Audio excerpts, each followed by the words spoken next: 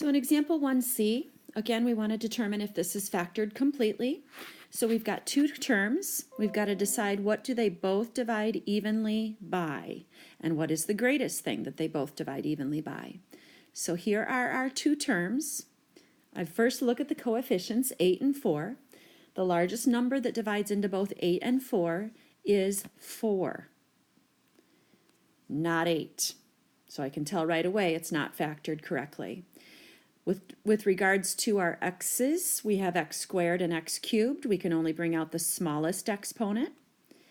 And with regards to our y's, we have y to the fifth and y to the second, so we can bring out the y to the second.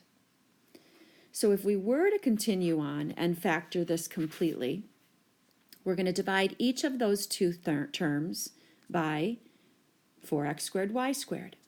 So once again, we're going to take the first term, 8x squared y to the fifth, and we're going to divide by 4x squared y squared. And then we're going to take the second term, 4x cubed y squared, and we're going to divide by our greatest common factor.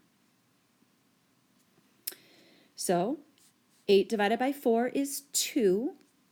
X squared divided by x squared is x to the 2 minus 2, which is x to the 0, which is equal to 1.